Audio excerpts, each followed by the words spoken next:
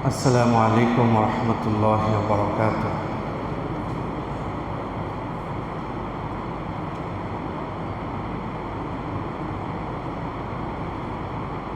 আলহামদুলিল্লাহ আলহামদুলিল্লাহি নাহমাদুহু ওয়া নাস্তাঈনুহু ওয়া নাস্তাগফিরুহু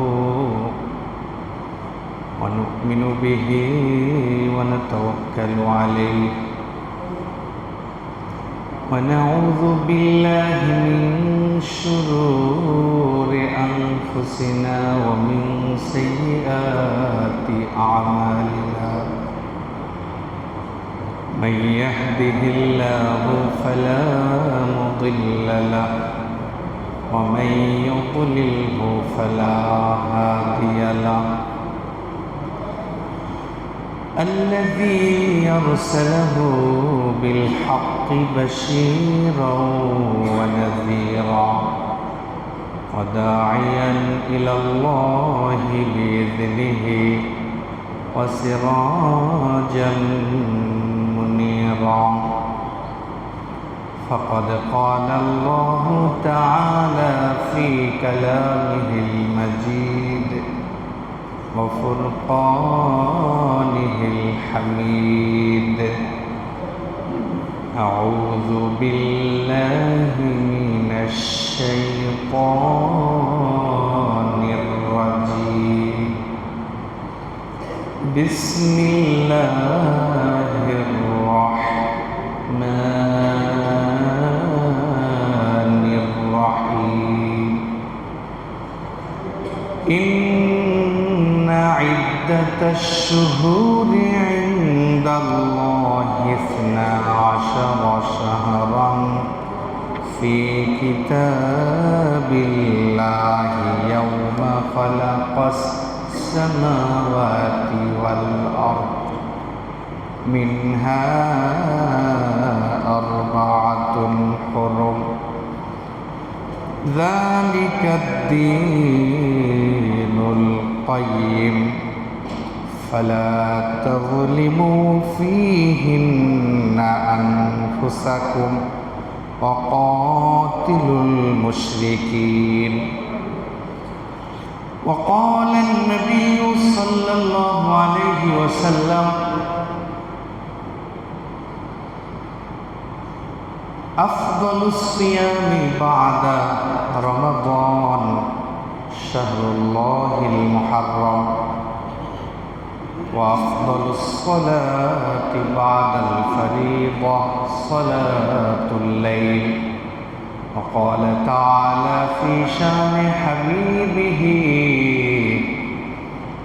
إن الله وملائكته يصلون على النبي يا أيها الذين آمنوا صلوا عليه وسلموا تسليما. اللهم صل على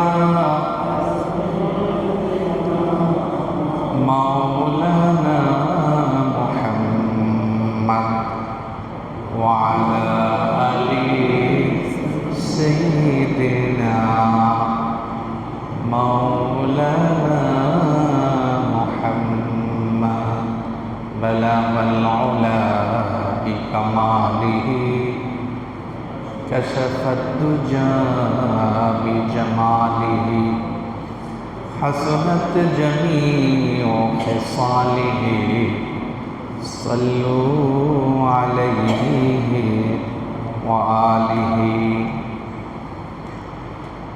মহান আল্লাহ রব্বুল জালালের আজিম ও শান শাহী দরবারে শুকরিয়া জ্ঞাপন করি, যিনি আমাদেরকে আজকের একটি গুরুত্বপূর্ণ রজনী আশুরার রজনী, আর এই আশুরার রজনীতে আমাদেরকে আল্লাহ সুবহানাহু ওয়া তাআলা আশুরা উপলক্ষে এই দিনই আলোচনায় অংশগ্রহণ করার সুযোগ দিয়েছেন এবং কোরআন হাদিস থেকে কিছু কথা বলার ও শোনার তৌফিক দান করেছেন। যিনি এই সুযোগ আমাদেরকে দান করলেন, আমরা সেই মালিকের দরবারে হৃদয়ের সবটুকু ভালোবাসা কণ্ঠের আগে উদিত করে শুকর আদায় করছি। সকলে মহব্বতান বলছি আলহামদুলিল্লাহ।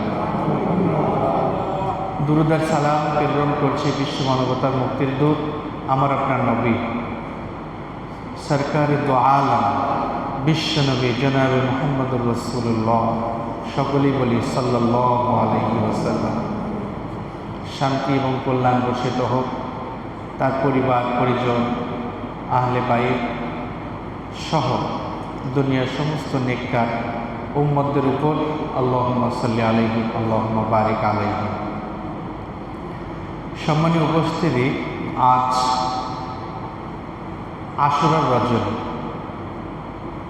আশুরা শব্দটি আরবি আশর, আর এই আশর মানে হলো 10। তার মানে হিজরি বর্ষের প্রথম মাস হলো মুহররম, আর এই মুহররমের 10 তারিখকে বলা হয় আশুরা।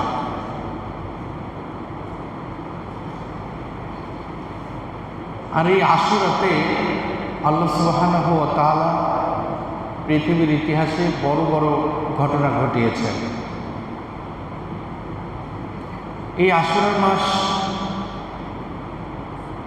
মুহররমের আশুরা বা 10 তারিখ ইসলামের ইতিহাসে এক গুরুত্বপূর্ণ অধ্যায় হয়ে আছে। এর কারণটা কি? এর কারণটা হলো আল্লাহ সুবহানাহু ওয়া তাআলা যখন এই পৃথিবী সৃষ্টি করলেন, সূরাতুত তাওবার 36 নম্বর আয়াতে আল্লাহ তাআলা বলছেন, ইন্না ইদ্দাতাশ শুহুর ইনদাল্লাহি 12 শাহরান ফি কিতাবিল্লাহ ইয়াওমা খালাকাস সামাওয়াতি ওয়াল আরদা মিনহা আরবাআতুন হুরুম। আল্লাহ তাআলা বলছেন যে আসমান জমিনের যেদিন সৃষ্টি, ঠিক সেদিন থেকেই আল্লাহ সুবহানাহু ওয়া তাআলা গণনার দিক দিয়ে এই পৃথিবীর সময়গুলোকে বছরে 12টি মাসে নির্ধারণ করেছেন। আর এই 12টি মাসের মধ্যে 4টি মাসকে অত্যাধিক সম্মানিত বলে আল্লাহ সুবহানাহু ওয়া তাআলা ঘোষণা দিয়েছেন। আর সেই 4টি মাসের মধ্যে একটি হলো জিলকদ, আরেকটি হলো জিলহজ, আরেকটি হলো মুহররম এবং সর্বশেষ হলো রজব। আল্লাহ সুবহানাহু ওয়া তাআলা এই 4টি মাসকে একদিক দিয়ে সম্মানিত ঘোষণা করে অন্য দিক দিয়ে আমাদেরকে এই 4 মাসে কিছু বিশেষ করে আমাদেরকে সব ধরনের অন্যায়, অবিচার, পাপাচার এইগুলি না করার জন্য আল্লাহ সুবহানাহু ওয়া তাআলা নির্দেশনা দিয়েছেন। বলছেন, ফালা তাজলিমু ফিহিন্না আনফুসাকুম, এই মাসগুলোতে তোমরা তোমাদের নিজেদের উপর অন্যায় করো না, অত্যাচার করো না। এখানে অন্যায় বলতে বোঝানো হচ্ছে গুনাহ। যেমনভাবে আমরা নামাজে দাঁড়াই, নামাজ শেষে আমরা দোয়ায়ে মাসুরা পড়ি। দোয়ায়ে মাসুরার মধ্যে এই যে আমরা বলি, আল্লাহুম্মা ইন্নী যালামতু নাফসি যুলমান কাসীরা, হে আল্লাহ ইন্নী যালামতু নাফসি, নিশ্চয় আমি আমার নফসের উপর অনেক জুলুম করেছি। যুলমান কাসীরা, অনেক জুলুম, তার মানে আমি অনেক পাপ করেছি, অনেক অন্যায় করেছি। এখানে পাপকে জুলুম বলা হয়েছে, অন্যায় বলা হয়েছে। আর আল্লাহ সুবহানাহু ওয়া তাআলা পৃথিবীর সূচনা থেকেই আমাদেরকে এই নির্দেশনা দিলেন যে 4টি মাসে অন্তত যুদ্ধ বিগ্রহ, পাপাচার, নিজেদের উপর জুলুম এগুলি তোমরা করো না, এগুলো বন্ধ করে রাখো। কেন বন্ধ রাখতে বলা হলো? হাদিস শরীফের মধ্যে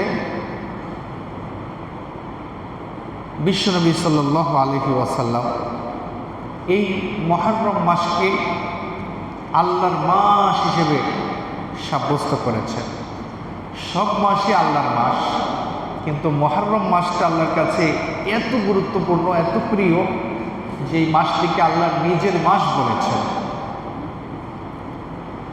বিশ্বনবী সাল্লাল্লাহু আলাইহি ওয়াসাল্লাম বলেন,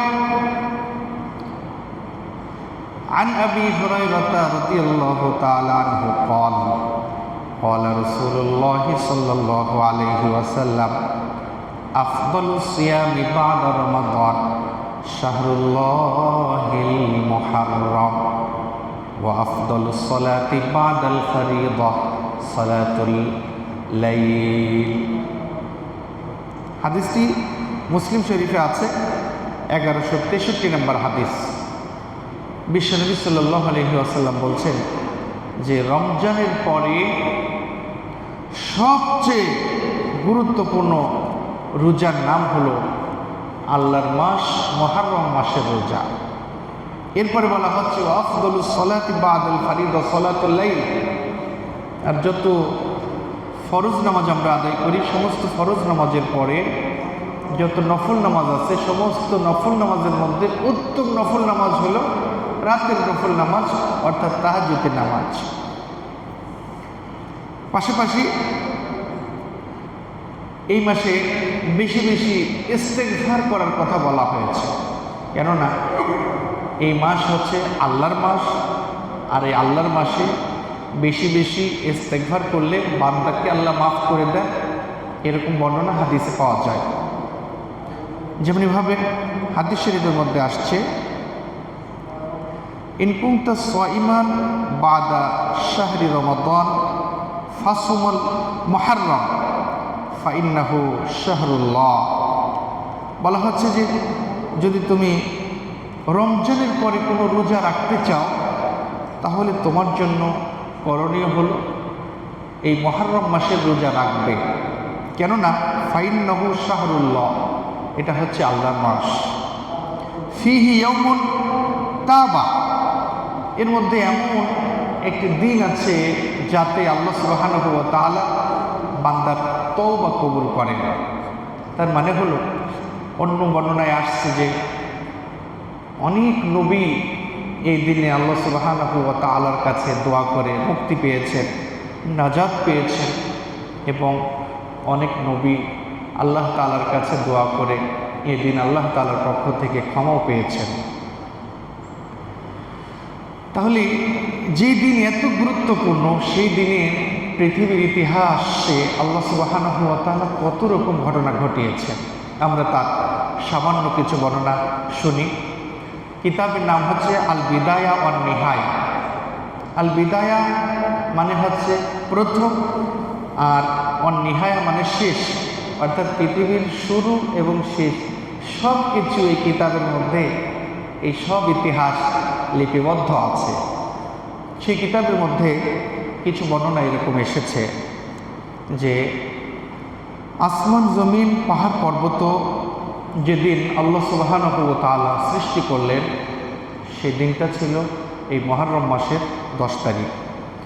আদম আলাইহিস সালাতু ওয়াস সালামকে আল্লাহ তাআলা যেদিন সৃষ্টি করলেন, সেই দিনে ছিল মুহররম মাসের 10 তারিখ।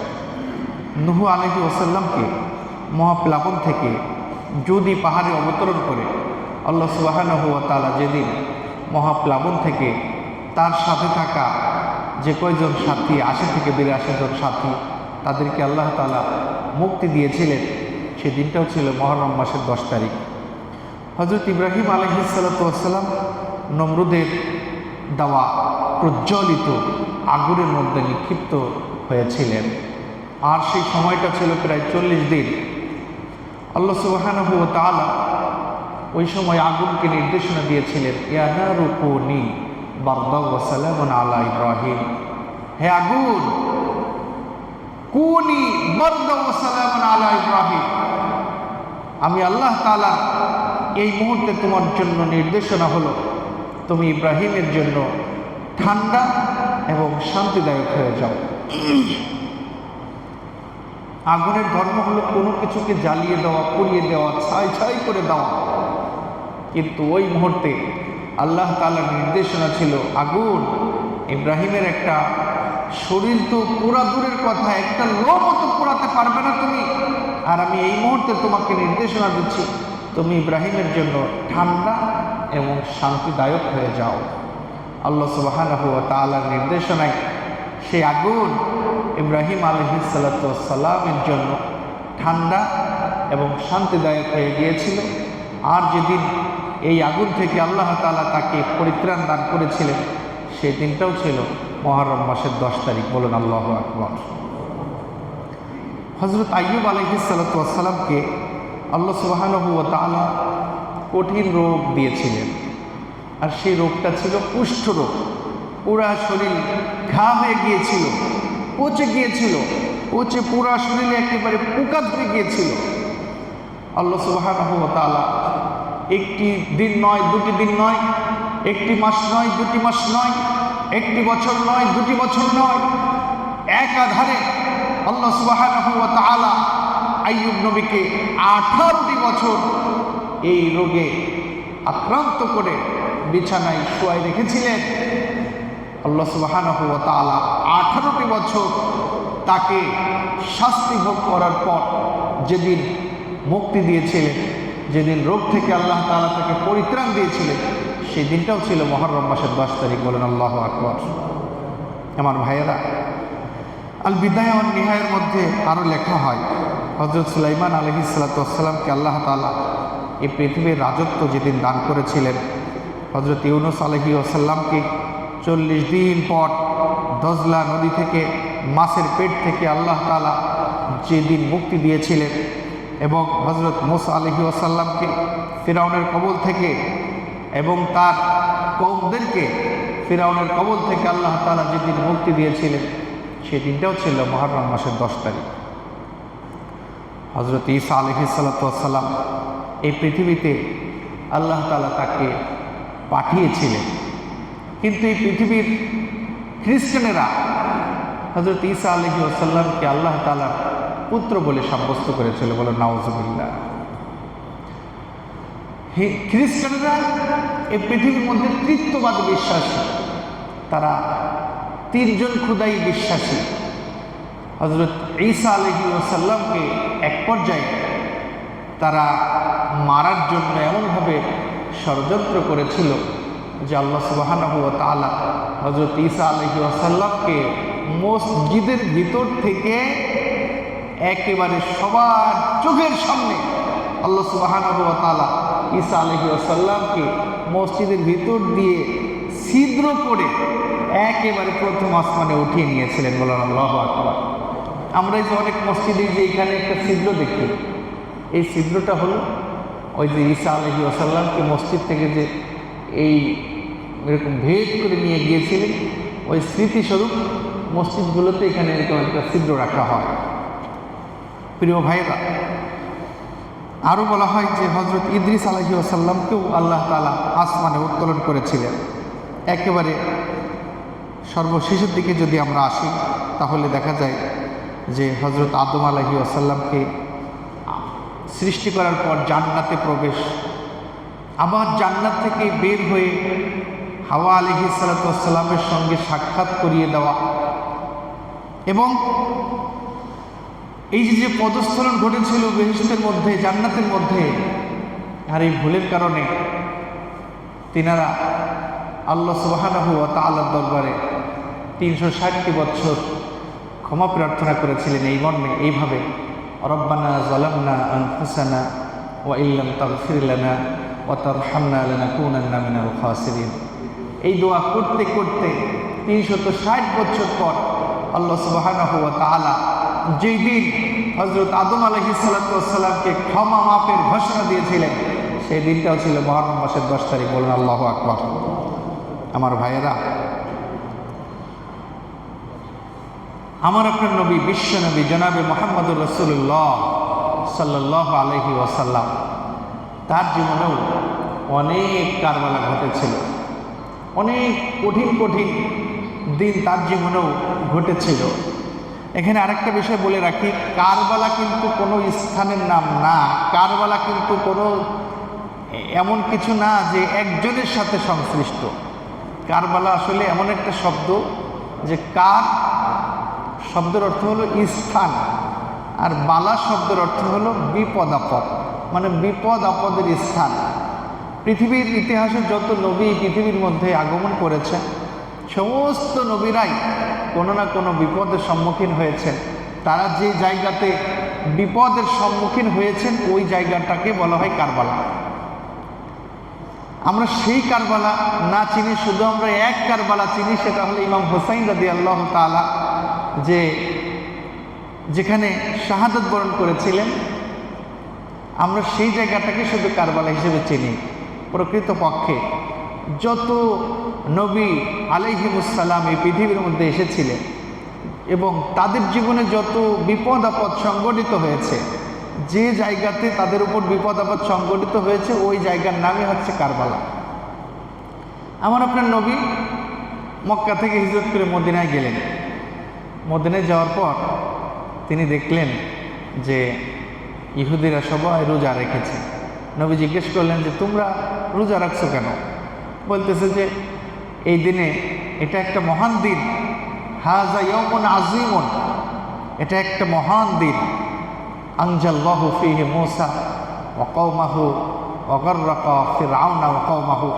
এই দিনে আল্লাহ তাআলা আমাদের নবী মূসা আলাইহিস সালামকে ফিরআউনের কবল থেকে মুক্তি দিয়েছিলেন এবং ফিরআউন সম্প্রদায়কে পানির মধ্যে চুবিয়ে মেরেছিলেন। ফাসামা মূসা শুকরান ফানাহনু নাসুমু। আর শুকরিয়া হিসেবে মূসা আলাইহিস সালাম এই দিন রোজা রাখতেন, আমরাও রোজা রাখি। নবীজি সাল্লাল্লাহু আলাইহি ওয়াসাল্লাম বললেন, ওয়া নাহনু আহাক্কু ওয়া আউলা বিমূসা মিনকুম।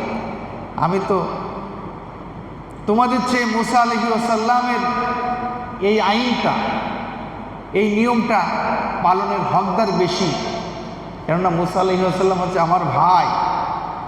তোমাদের চেয়ে আমি এই নিয়মটা পালনের হকদার বেশি। ফাসামা ওয়া আমারা বিসিয়ামিহি।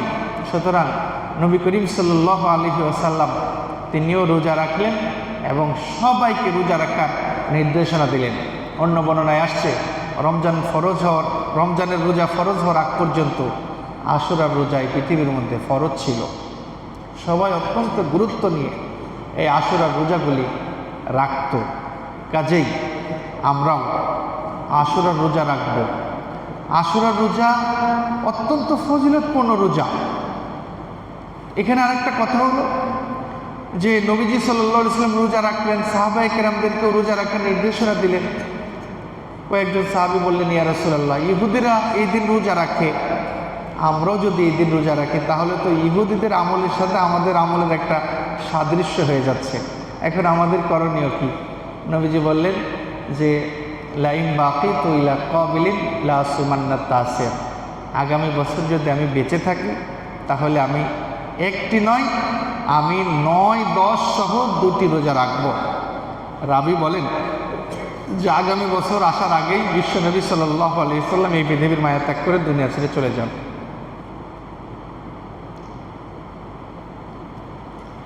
নবীজি সাল্লাল্লাহু আলাইহি ওয়াসাল্লাম এই মর্মে আরেকটা হাদিস বললেন সুমু ইয়াউমা আশুরা ওয়া খালিফুল ইয়াহুদ ওয়া সুমু ক্বাবলাহু ইয়াওমান আও বা'দাহু ইয়াওমান।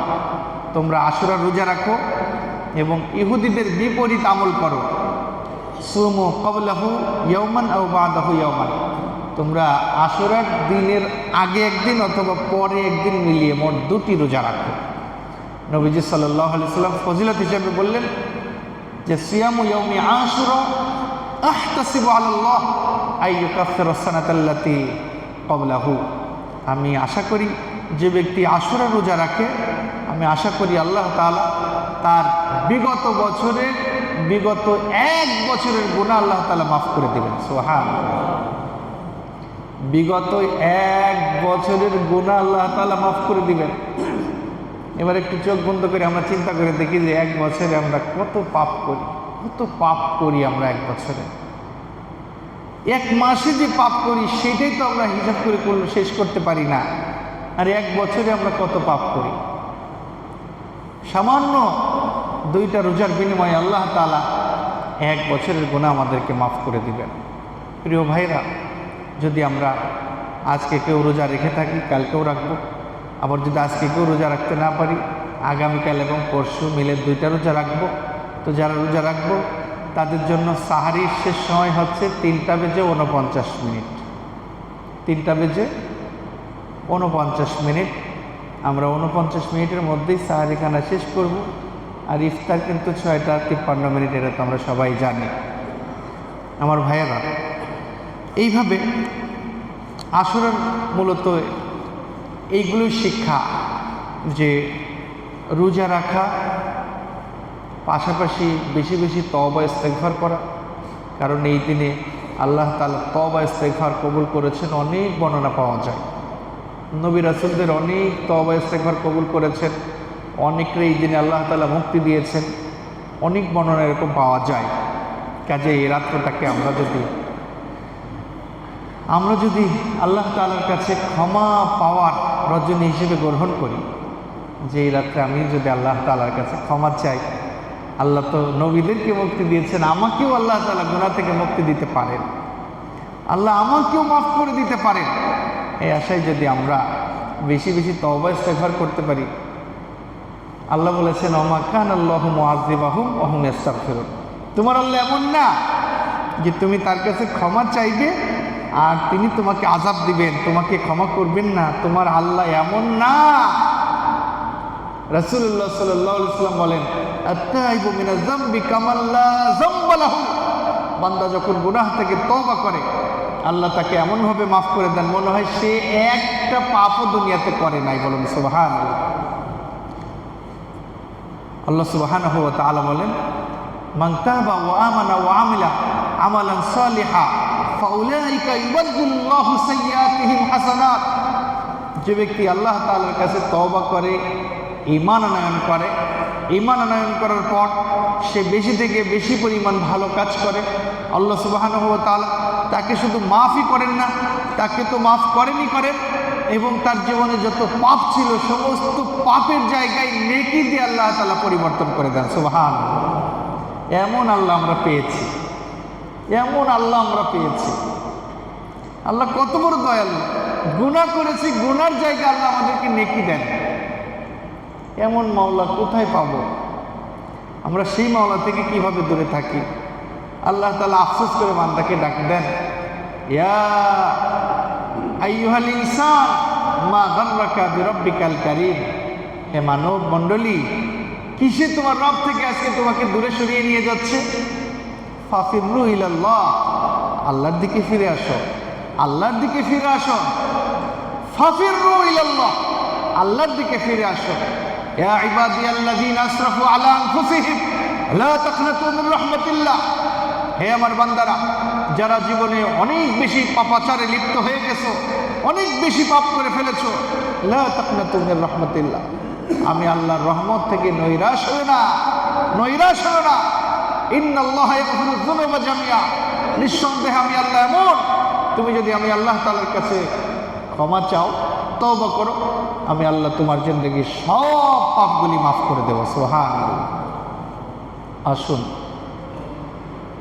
অন্যতম আরেকটা শিক্ষা আছে হলো যে আমরা গত জুম্মাতেও শুনেছিলাম ইমাম হুসাইন রাদিয়াল্লাহু তাআলাকে কেন্দ্র করে যে কারবালার ইতিহাস পৃথিবীর মধ্যে সংঘটিত হয়েছিল, সেটা অত্যন্ত মর্মান্তিক, অত্যন্ত হৃদয় বিদারক।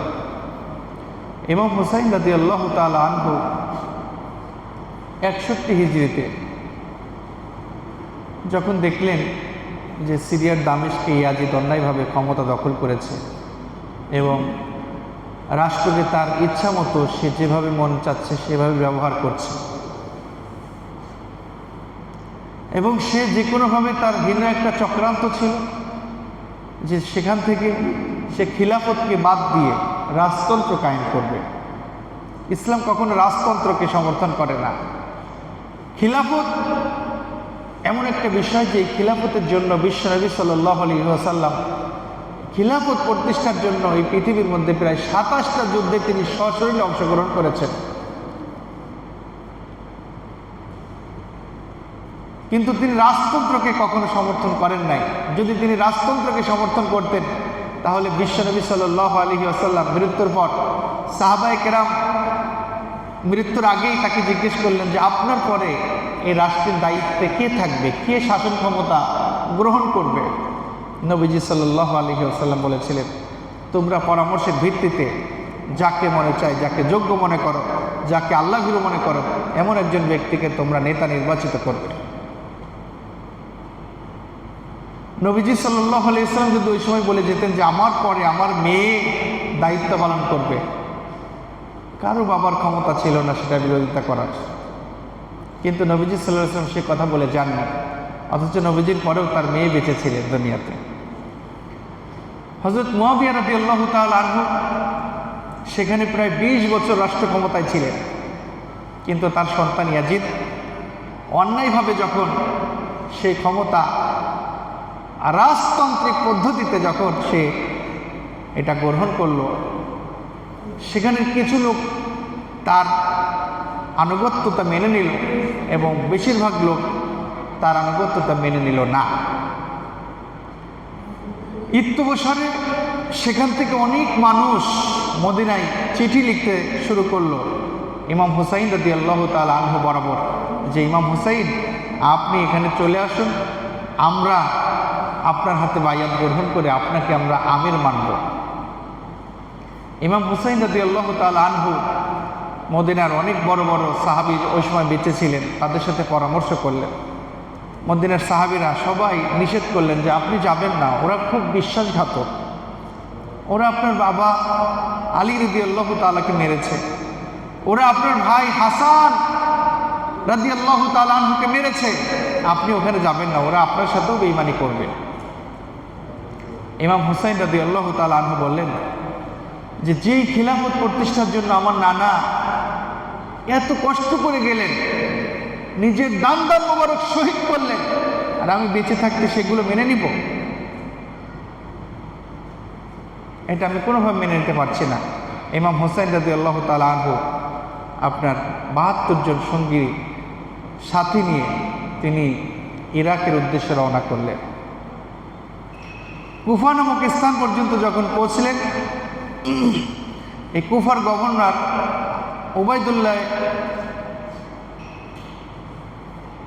ওবায়দুল্লাহ ইবনে জিয়াদ তিনি তাদের যাত্রা বিরতি করলেন এবং যে কোনোভাবে ইমাম হুসাইন রাদিয়াল্লাহু তাআলাকে তার দরবারে হাজির হওয়ার জন্য নির্দেশনা দিলেন। ইমাম হুসাইন রাদিয়াল্লাহু তাআলা বললেন যে যেই লোক আল্লাহ তাআলার রাসূলকে অস্বীকার করে, আখিরাতকে অস্বীকার করে, আমার জীবন থাকতে আমি তার সামনে হাজির হব না। রাতারাতি এই খবর ইয়াজিদ বরাবর প্রেরণ করার সঙ্গে সঙ্গে রাতারাতি ইয়াজিদ 6000 সৈন্য, সশস্ত্র সৈন্য পাঠিয়ে দিল। ইমাম হুসাইন রাদিয়াল্লাহু তাআলা আনহুর বুঝতে কোনো কষ্ট হলো না যে এরা যে কোনোভাবে আমাদেরকে মেরে ফেলতে চায়।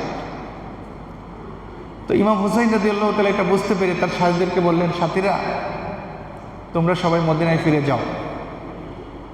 সাথীরা বললেন যে ইমাম আপনাকে রেখে যদি আমরা মদিনায় ফিরে যাই, আমাদের জীবনের মায়া করে আর আমরাও যদি শাহাদাত নসিব হয়ে যায়, তাহলে কিয়ামতের ময়দানে আমরা রাসূলুল্লাহ সাল্লাল্লাহু আলাইহি ওয়াসাল্লামের দরবারে মুখ কীভাবে দেখাবো? এটা খুব অত্যন্ত কঠিন থেকে কঠিন মর্মান্তিক ইতিহাস। ইমাম হুসাইন রাদিয়াল্লাহু তাআলা আনহু তাদেরকে যখন মদিনা চলে যাওয়ার জন্য নির্দেশনা দিলেন, তারা বললেন যে না, আমরা যতক্ষণ বেঁচে আছি আমরা আপনাকে রেখে যাব না, আমরা আপনার পাশে আছি। সকালবেলায় যুদ্ধ শুরু হয়ে গেল। জোহরের নামাজ যে রক্ত শুরু হওয়ার আগেই ইমাম হুসাইন রাদিয়াল্লাহু তাআলার সঙ্গে থাকা 40 জন সাথী শাহাদাত বরণ করলেন। ইমাম হুসাইন রাদিয়াল্লাহু তাআলা তাঁবুর কাছে তার পরিবারের কাছে বিদায় নেওয়ার জন্য এসেছেন। পরিবার বলছেন, সাথী, স্বামী, আপনি জিহাদের ময়দানে যাবেন, আমার কোনো আপত্তি নাই, তবে আমার একটা অনুরোধ, আপনার যে কোলের শিশু বাচ্চাটা 3 দিন পর্যন্ত কিছুই ঘরে খাবার নাই, একটু পানিও দিতে পারি না, আমার বুকে দুধও নাই, কিন্তু এই বাচ্চাটা প্রচুর কান্নাকাটি করতেছে, ওকে একটু পানির ব্যবস্থা করা যায়? ইমাম হুসাইন রাদিয়াল্লাহু তাআলা বাচ্চাটাকে কোলে নিয়ে ফোরাতের তীরের কাছে আসলেন। এসে ইয়াজিদের সৈন্যবাহিনীদেরকে বললেন, হে ইয়াজিদের সৈন্যরা, আমাকে সামান্য সময়ের জন্য ফোরাতের তীরটা একটু উন্মুক্ত করে দাও, আমি আমার বাচ্চাটাকে একটু পানি পান করাবো। ও পানির জন্য কয়েকদিন যাবৎ প্রচুর কান্নাকাটি করছে, খুব আমাদেরকে বিরক্ত করতেছে, এখানে তো অনেক পানি বইতেছে, তোমরা সামান্য সময়ের জন্য একটু পানি ওকে পান করার একটু সুযোগ দাও, আমার সাথে তোমাদের শত্রুতা থাকতে পারে। এই বাচ্চার সাথে তো তোমাদের শত্রুতা থাকার কোনো কথা নাই। ইমাম হুসাইন রাদিয়াল্লাহু তাআলা বাচ্চাটাকে এইভাবে হাতে উপর রেখে ইয়াজিদের সৈন্যদেরকে উদ্দেশ্য করে তিনি কথা বলছেন, কিন্তু তার কথা ইয়াজিদের সৈন্যদের কানে স্পর্শ করলো না। তারা উল্টা দিক দিয়ে তীর নিক্ষেপ করতেই লাগলো। এক বিষাক্ত তীর নবী করিম সাল্লাল্লাহু আলাইহি ওয়াসাল্লামের প্রিয় দৌহিত্র হযরত ইমাম হুসাইন রাদিয়াল্লাহু তাআলার কলিজার টুকরা সন্তানের এক পাশ দিয়ে ঢুকে আর এক পাশ দিয়ে বের হয়ে গেল। জায়গায় শেষ, রক্ত ফিঙ্কি দিয়ে জমিনে পড়তে লাগলো। ইমাম হুসাইন রাদিয়াল্লাহু তাআলা আনহু সেই রক্ত দুই হাত দিয়ে এরকম ধরে ধরে নিজের চেহারা এরকম মাখতেছেন আর বলতেছেন, কলিজার টুকরা সন্তান, হযরত সালেহ আলাইহিস সালামের রক্তের চেয়ে তোমার রক্ত অনেক পবিত্র। সালেহ আলাইহিস সালামের চেয়ে বিশ্বনবী জনাবে মুহাম্মদুর রাসূলুল্লাহ সাল্লাল্লাহু আলাইহি ওয়াসাল্লামের মর্যাদা অনেক বেশি, তুমি তার আওলাদ। এই মৃত বাচ্চাকে তাঁবুর কাছে নিয়ে স্ত্রীকে দিয়ে বললেন, স্ত্রী নাও তোমার বাচ্চা, আর কোনো দিন তোমাকে তোমার বাচ্চা পানির জন্য ডিস্টার্ব করবে না, বিরক্ত করবে না। তোমার বাচ্চা চিরদিনের জন্য ঠান্ডা হয়ে গেছে, নাও। বাচ্চাকে স্ত্রীর কোলে দিয়ে ইমাম হুসাইন রাদিয়াল্লাহু তাআলা আনহু ঘোড়ার পিঠে বসে তরবারি বের করে ফোরাতের তীরে যেয়ে কঠিন থেকে কঠিন পরিমাণ যুদ্ধ করলেন এবং একাই অনেকগুলা ইয়াজিদি সৈন্যকে জাহান্নামে পাঠিয়ে দিয়ে ফোরাতের তীর সামান্য সময়ের জন্য উন্মুক্ত করে ফেললেন। তো সঙ্গে সঙ্গে যখন দেখলেন যে ফোরাতের তীর উন্মুক্ত, ওই সময় তিনি ঘোড়া থেকে নেমে প্রচুর পিপাসার্থ হাত দিয়ে একটু পানি উঠিয়েছেন, পানি খাবেন। যখন পানিটা মুখের কাছে নিবেন, ওই সময় তার মনের পর্দায় ভেসে উঠল, আহারে, কিছুক্ষণ আগে আমার বাচ্চাটা এই পানির জন্যই তো চলে গেল, একটু পানি দিতে পারলাম না। আমার সাথে থাকা 40 জন সাথী শাহাদাত বরণ করলো, ওগরেও একটু পানি দিতে পারলাম না, আর এই পানি এখন আমি কিভাবে পান করি? এই কথা চিন্তা করে পানি পান না করে ফেলে দিলেন। ফেলে দিয়ে ঘোড়ার পিঠে উঠলেন। আবার চতুর্দিক দিয়ে আবার তীর আসতেছে, চতুর্দিক থেকে তীর আসতেছে। ইমাম হুসাইন রাদিয়াল্লাহু তাআলা আনহু ইয়াজিদের সৈন্যদেরকে উদ্দেশ্য করে বলছেন, হে ইয়াজিদের সৈন্যরা, কি অপরাধ আমার যে তোমরা আজকে আমাকে এইভাবে তীর মারতেছো? আমি কি তোমাদের রাসূল মুহাম্মদুর রাসূলুল্লাহ সাল্লাল্লাহু আলাইহি ওয়াসাল্লামের প্রিয় নাতি নয়? আমি কি তার কলিজার টুকরা ফাতিমা রাদিয়াল্লাহু তাআলা আনহার নয়নমণি নয়? কি অপরাধে তোমরা আজকে আমাকে এইভাবে তীর মারতেছো? কি অন্যায় করেছি আমি?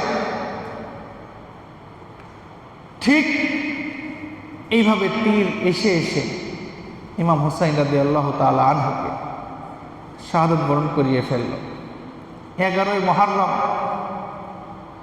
সকালবেলা উম্মাহাতুল মুমিনিনদের মধ্যে অন্যতম উম্মে সালমা রাদিয়াল্লাহু তাআলা আনহা, তিনি আমাদের মা, ঘরের মধ্যে বসে কান্নাকাটি করছেন, খুব জোরে জোরে কান্নাকাটি করছেন। আশপাশের প্রতিবেশীরা, মা বোনেরা এসে বলতেছেন, মা আপনি কান্না করছেন কেন, কি হয়েছে আপনার? উনি বলতেছেন যে আজকে রাত্রে বিশ্বনবী সাল্লাল্লাহু আলাইহি ওয়াসাল্লাম আমার ঘরে আসছিলেন, আমি দেখলাম আমার নবী খুব কান্নাকাটি করছে, চোখ দিয়ে অঝরে পানি পড়ছে।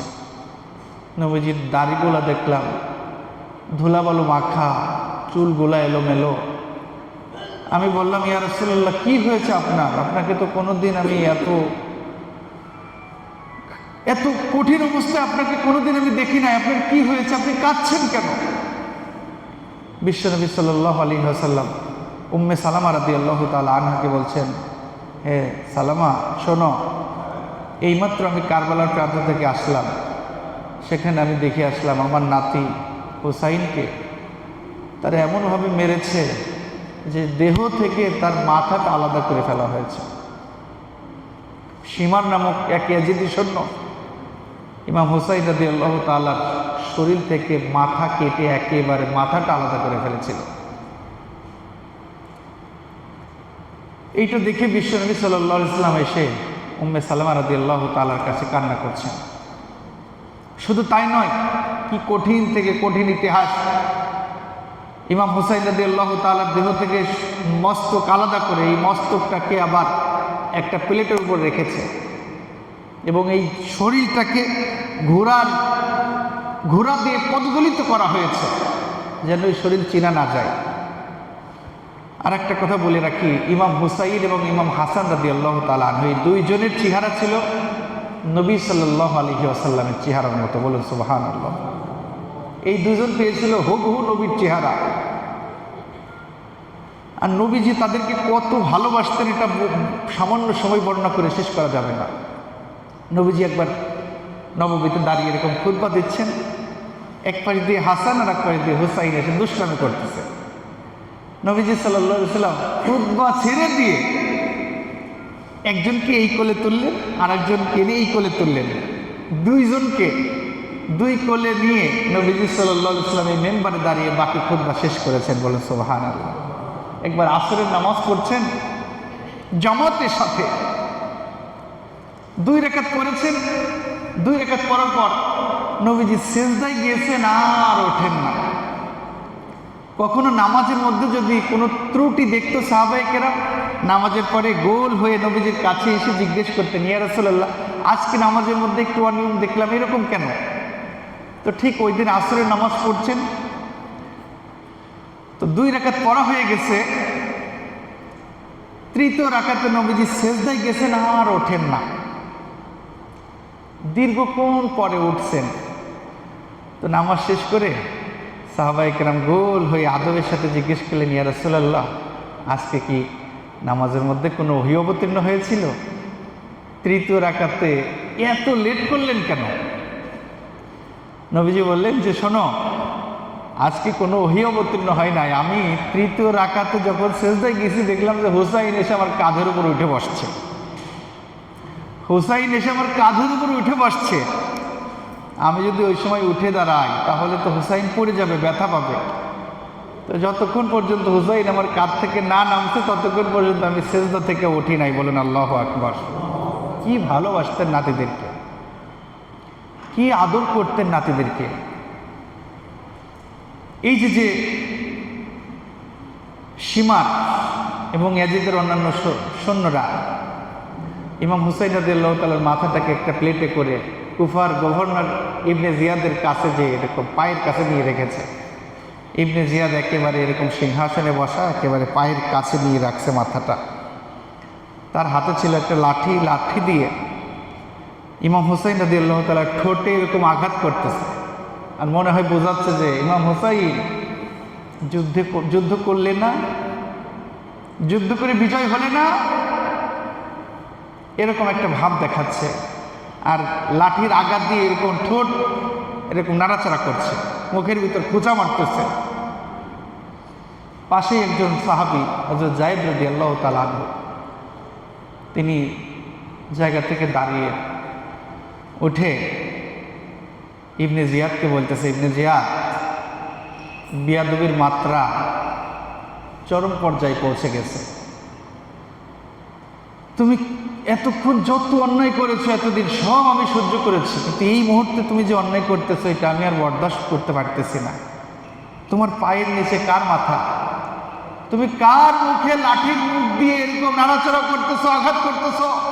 আল্লাহর কসম, আমি যায়েদ বিশ্বনবী জনাবে মুহাম্মদুর রাসূলুল্লাহ সাল্লাল্লাহু আলাইহি ওয়াসাল্লামকে দেখেছি, এই মুখে হাজার হাজার বার তিনি চুমু খেয়েছেন। বলেন আল্লাহু আকবার।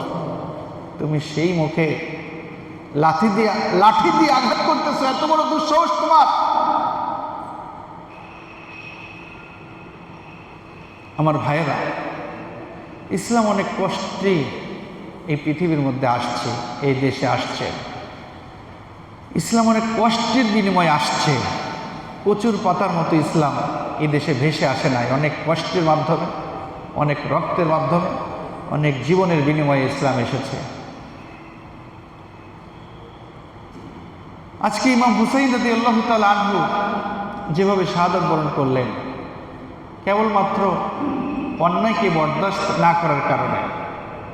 যদি তিনি অন্যায়কে মেনে নিতেন তাকে শাহাদাত বরণ করতে হতো না। তাকে জীবন দিতে হতো না, তার সঙ্গে থাকা এতগুলো জীবন দিতে হতো না।